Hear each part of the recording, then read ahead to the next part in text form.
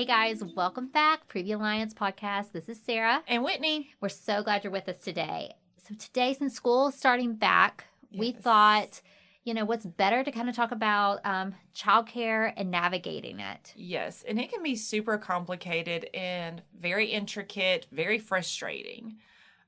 So Sarah, do you want to share your story? Yes. And we'll dive deeper into the nitty gritty of all of that. So as you guys know, I have an older son, Will. He just turned 4.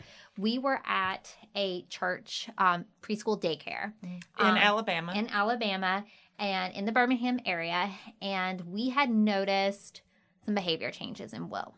Some words that he was saying that we don't say in our household. Some more behaviors. And I was, your mommy flag kind of goes, what this? Your radar was picking up on it. I was like, this is, you cannot control who your children are going to be around, right? Agreed. When they're in school, when they're who's in their daycare class, preschool class, and each children bring different things from their homes. Yeah. So part of me is like, maybe it could be one family says this, we don't, whatever. Yeah. Went to go pick up and drop off a couple of days and noticed there were some much older kids in his classroom. Okay. How much older? 7 to 16-year-olds. All in like All one one big room, class. and they're not separated. They're not separated. And one teacher is watching. So I asked, and I said, why are they basically teenagers in my son's 3-year-old class at the time? I was told it was a summer camp, that they were having staffing issues, and that it was only for a short period of time. Went to the director, went to assistant director, expressed inappropriate. Yeah. Highly inappropriate. Those age ranges should not mix, and it's a safety issue on so many ways. And it's not like a 3-year-old's brain and a 12-year-old brain versus a 6-year-old brain should not be mixing up. No, not at all. So thought that was kind of handled. A week had passed. I had not seen it. Okay. Go to pick up Will. I'm looking out for him on this playground, and I see a bunch of big kids, little kids, and I'm like, I have baby James in my arms, and I'm searching because I'm just feeling like, why can I not easily identify where the 3-year-old class is? Yeah. As I locate Will with my eyes, I see he was 12 years old, I found out. Slam him, body ground to the ground, just slam him. Will gets a busted lip. I lose my mind. Not even going to pretend. Lost my mind. Starting to, yelled stop so the kid would stop hurting Will. Then had to find, I was like, where's the teacher? Yeah. 2 teachers come up. I wasn't watching them. And I'm like, so who is? That's inexcusable. Who is? And if you're out here, I expect you to have responsibility. Absolutely. Again, lost my mind. Yeah. Pulled him. And then filed a complaint against the center to state. Appropriate, so, yes. What I did not know a lot of this, and I talked to Whitney about this, and Whitney has a great background that she knows a lot about childcare facilities that I didn't know, and I feel like this is why we want to tell you guys. Absolutely. So they were exempt. So what that means is that they didn't have to play by the rules that the licensed facilities are held to by state. Yes. So when we talk about a facility, we're talking about a standalone daycare / preschool facility that is not an in-home service, nor is it affiliated with a church. Because in the state of Alabama, if you are a home daycare or preschool service, or a church daycare or preschool service, you do not have to get credentialed and accredited through DHR, which is our version of CPS, Child Protective Services. And you do not have the health department to come in because these child care facilities have kitchens. The health department comes in, all the things. So that also means that these teachers don't have to have a background check. They don't have to have a drug screen. Legally, they do not if they work in a home daycare or a church daycare. Now, can home and church daycares opt in for that? Absolutely, they can. Legally, they don't have to. So, and this is for the state of Alabama. I don't know about other states. So forgive me for that because I don't know what it is in other states. I would not be shocked if other states kind of follow suit because it's easy. Yeah. Let's just keep it real. It's easy. And so mamas, especially if you are in the Alabama area, I would highly encourage you to look at a standalone daycare preschool facility that is not home-based or church-based unless you are a member of a church and you know what your church requires of itself and of its teachers. Yeah. And the only reason I know that information is, number one, being a social worker. Because I've done some time with DHR, I've had to go into child care facilities while doing foster care and things like that. So I was aware of it. But then when we were pregnant with my oldest daughter and we were calling different daycare facilities in the area, the one that we ended up going with, she told me on the phone, she goes, here, even if you don't go with us, this is what you need to look for in a daycare facility. Yeah. You need to make sure that they are DHR accredited and credentialed. You need to know that not only are they getting a drug screen through the state, but that the facility is also requiring a drug screen. Yeah. Because the facility can require a drug screen at any point in time. Yeah. Just like any other employer. So like a hospital, for example, can say, Right. you're acting like you're under the influence. Boom, you need to go to employee health and go get a drug screen. Right. Child care facilities can hold that same standard.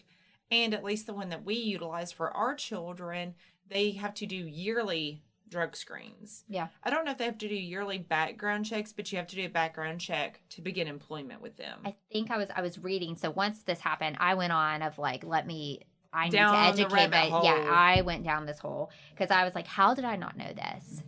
Mm-hmm. It was word of mouth. I found this daycare at the church. Mm-hmm. Everybody had great experiences, and we had a really great experience Yeah. for 1 year. It was the second year there, things turned. Got And it. so I guess I just went off. Yeah. We were new to the area, but they have to require one every 5 years. Okay. So I did figure that out. And it's supposed to be everybody that's going to be around your child, from janitor Yeah. to director. Agreed. Mm-hmm. And one thing that I know I have friends in different states that have great church preschools, Mhm. but what they have done, and I've talked to them about this, they've asked, do you guys do background checks? Absolutely. They ask, do you follow state regulations, even though they don't have to Yeah. when we're talking about sanitary practices, we're talking about safety plans, Yes. we're talking about background checks, drug Mhm. testing. As weird as it sounds, like tornado drills, Yes. fire drills, things like that. Do you have if a lockdown procedure? Yep. How is their check-in and check-out process? Mm-hmm. Who is allowed around your child? Yep. If they're at the church, they let church members come and go, and do they interact with your child? Exactly. Or is that in a separate location? Exactly. So every state's different. So this is what Yes. we're telling you guys. And what you can do, we'll link it in the show notes, but there's the National Database of Childcare Licensing Regulations. We'll put the website on our podcast notes. Mhm. You guys can go and you can look for your state Yes. and read about this and click on if it's Alabama, learn what's licensed, learn what's Yes. not. You can look up to see if there's any cases filed. That's a good one. So That's you important. So need to say, okay, if there is a child abuse, neglect, Mhm. lawsuits, SIDS issues. especially if you have babies, how are they sleeping? Where do they sleep? How often do they change their diapers? Yes. How do they prepare and keep the formula or breast milk? Mm-hmm. All these questions when you're going to a child care facility, even if Yeah. it's in home and you're choosing that, Yeah. you're the mom. You get to ask these questions. Oh, absolutely. You will never be wrong to ask. Oh, no, not And at if all. they are hesitant to tell you, Mm-hmm. red flag. You want transparency. Mm-hmm. Look at the ratios to child and teacher. Usually Yeah. those are state driven, but again, not if you're exempt, you can kind of fudge it. And that's Yeah. where I learned with this incident is that they really could mix the children. I was told that they could mix the children because they were exempt.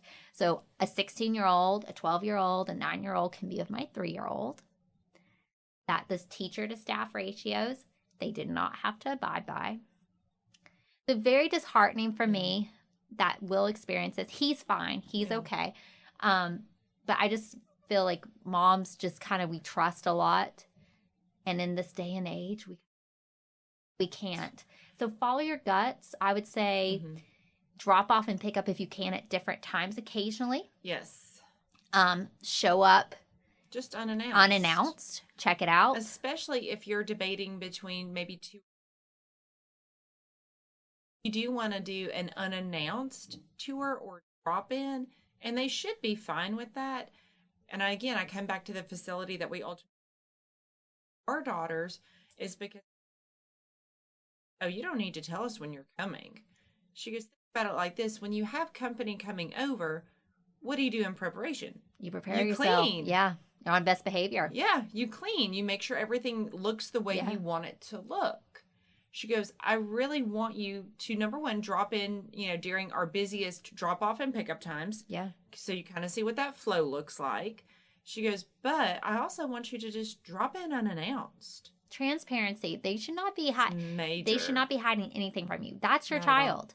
Well, and I'll tell you this, one of my very good friends, her daughter who was in elementary school, okay, the after school care program at her elementary school. First grader last year, so 7 years old. Same thing as Will. They did not separate the ages. So you have this first grader who's in the after school care program, fifth grader, and she watched him arm tackle her. And when she brought it up to they were not actually teachers. Let me just say that. Okay. I use this word a little bit loosely here because they were not actually teachers within. My friend told me that they were elderly ladies who just volunteered. Okay. Okay. So when I say the word teacher in this example, they were not teachers with these schools.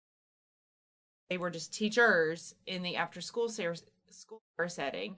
And when my friend brought it up to the teachers in the after school care setting, they said, oh, well, boys will just be boys. And he must just have a little crush on her. Inappropriate. I'm sorry. Very inappropriate for you to have your fifth grader, who's 10 or 11, tackle a 7-year-old girl. This is not WWE. Our children are not signed up for this. Highly inappropriate.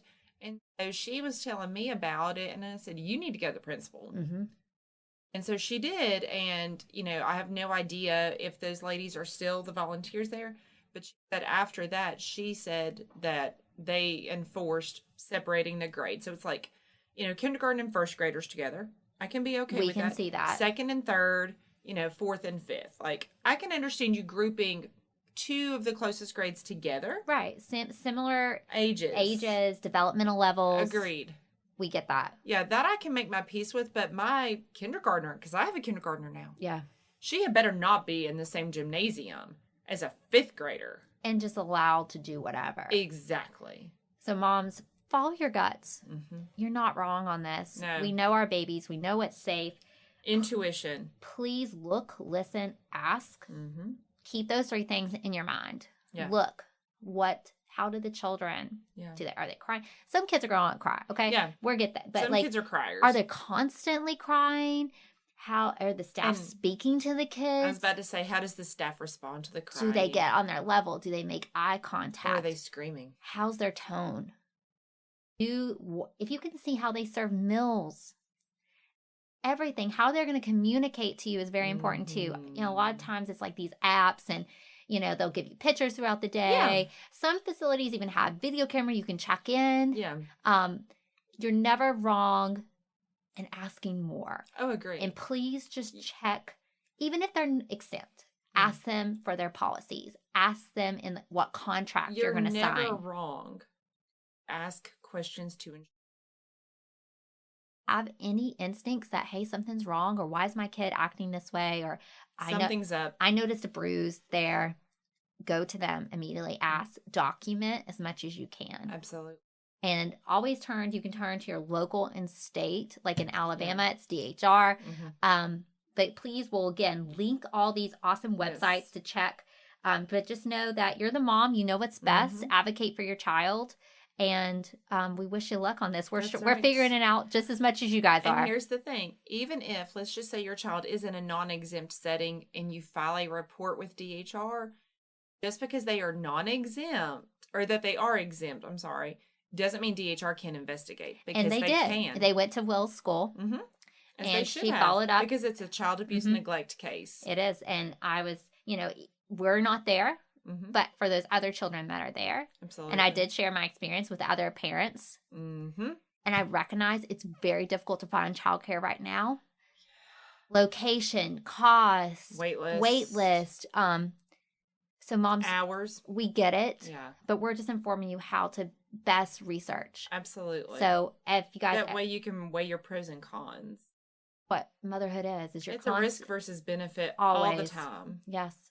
Okay, guys, we appreciate you. Yeah. Till next time. Y'all have a good one. Bye. Bye. Maternal mental health is as important as physical health. The Preview Alliance podcast was created for and by moms dealing with postpartum depression and all its variables, like anxiety, anger, and even apathy. Hosted by CEO, founder Sarah Parkhurst, and licensed clinical social worker Whitney Gay, each episode focused on specific issues relevant to pregnancy and postpartum. Join us and hear how other moms have overcome mental health challenges, as well as access tips and suggestions on dealing with your own challenges as moms. You can also browse our podcast library and listen to previous episodes at any time. Please know you're not alone on this journey. We're here to help.